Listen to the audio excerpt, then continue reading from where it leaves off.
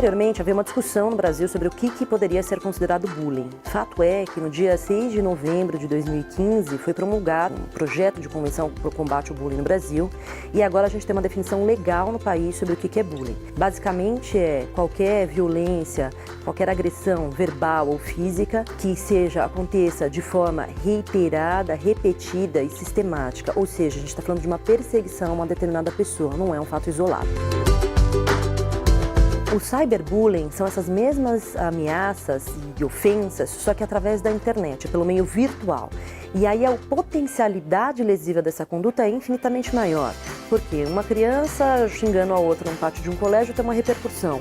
Quando isso vai para a internet, fica disponível 24 horas por dia, 7 dias por semana para qualquer pessoa no mundo inteiro.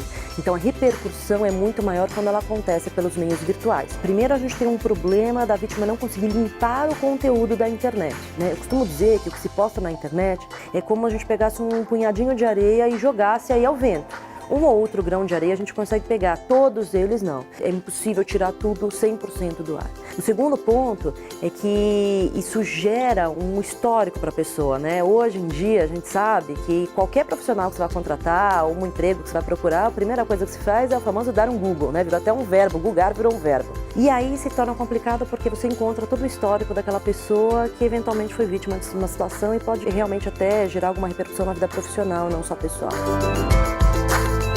Quando o pai percebe que o filho está sendo vitimado por uma conduta de cyberbullying, e pelo contrário também, quando ele percebe que o filho é o agressor nesse caso, né, às vezes muitos pais tentam renegar, mas fato é que só existe bullying porque tem alguém que é o agressor, é importante que ele procure de plano a escola.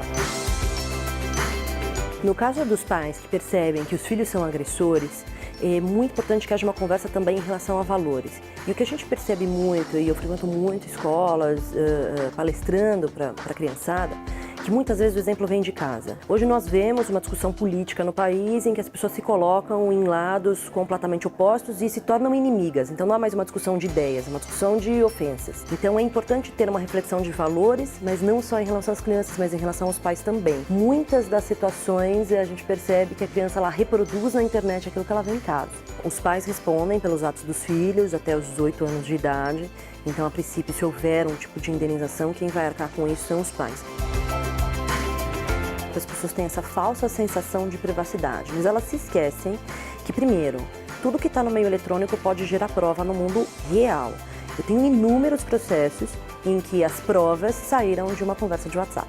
Você está interagindo com outras pessoas e esses conteúdos eletrônicos estão sendo multiplicados em vários equipamentos que podem gerar prova. Um outro ponto importante é que já existe no país, inclusive, casos em que há ordem judicial para que o WhatsApp entregue o conteúdo das mensagens. Portanto, o uso dessas comunicações, esses aplicativos que permitem uma comunicação de troca de mensagens instantâneas, não significa dizer que a pessoa está completamente protegida, né? Privacidade é um direito que também pode ser relativizado pela justiça caso você utilize de uma forma a ofender alguém.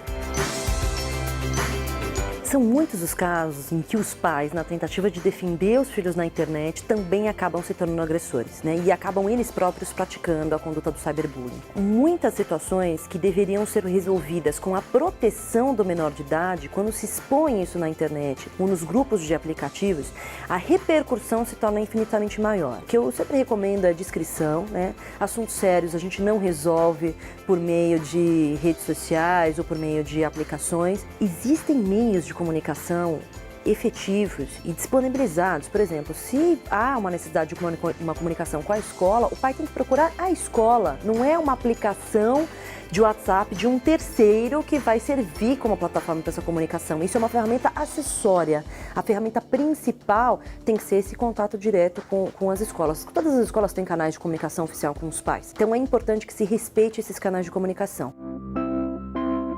O uso da tecnologia, ele veio para mudar o jeito que a gente vive e mais, fazer com que a gente viva de um jeito melhor, né? Pais, por exemplo, que criam comunidades no Facebook para troca de material didático, né? O filho vai para o próximo ano e para não descartar aquele livro, ele faz uma troca de material didático. Troca de uniformes, às vezes o pai vai se mudar, comprou um uniforme para o filho, vai mudar para outra cidade. Tem que se organizar no WhatsApp para dar carona para um filho, para escolher como que a gente vai fazer a festinha de final de ano. Tudo isso pode ser maravilhoso, otimiza a vida das pessoas, facilita a comunicação, aproxima as pessoas. A questão mesmo é o uso com responsabilidade.